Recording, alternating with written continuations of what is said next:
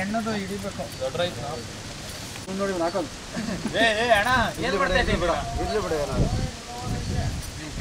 ನೀನು ಚಕ್ರೆ ಆಯ್ತಾ ಇನ್ನು ಉಳ್ಬೇಕಾ ಸಾಕನ್ರಪ್ಪ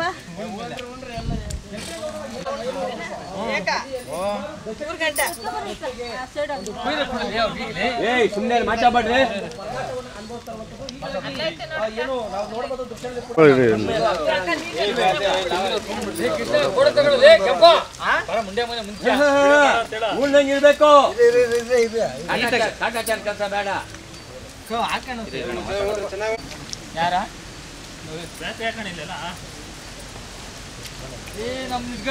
ಇರ್ಬೇಕು ಕೆಲಸ ಬೇಡ ಯಾರ ನಮ್ ನಿಡ್ಗಡ್ರಿ ಎಣ್ಣದು ಹಿಡಿಬೇಕು ದೊಡ್ಡ ರೈತ ನೋಡಿ ಹಾಕೋದು ಅಣ್ಣ ಏನು ಮಾಡ್ತಾ ಇದ್ದೀವಿ ಬಿಡ ಇರ್ಲಿ ಬಿಡ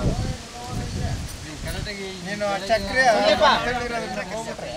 ಆಯ್ತಾ ಇನ್ನು ಉಳ್ಬೇಕಾ ಸಾಕನ್ರಪ್ಪ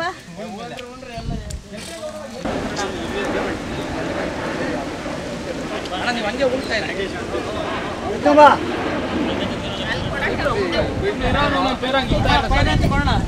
ಮಂಜುನಾಥ್ ದಿನೂರು ರಿಪಬ್ಲಿಕ್ ಕನ್ನಡ ದೇವನಹಳ್ಳಿ ಗ್ರಾಮಸ್ಥರು ಮಾತಾಡ್ತಾರೆ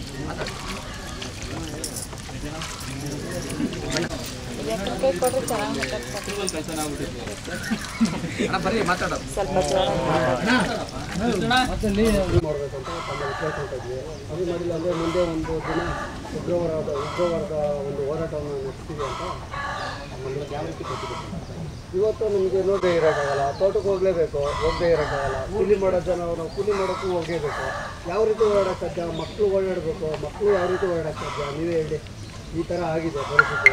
ಆಗ್ಬೋದು, ಗ್ರಾಮ ಪಂಚಾಯತಿ ಅಧ್ಯಕ್ಷರಾಗ್ಬೋದು, ಯಾರು ಪಿ ಡಿ ಒ ಅಧಿಕಾರಿಗಳ ಹತ್ರ ಹೋಗಿ 2 ಸರಿ ಮನವಿ ಮಾಡ್ಕೊಂಡೆ.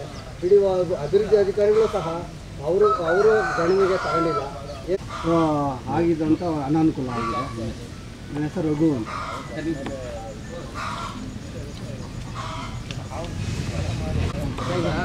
ಈಗ ಫೀಸನ್ನು ಎಷ್ಟು ವರ್ಷದಿಂದ ಇದೇ ರೀತಿ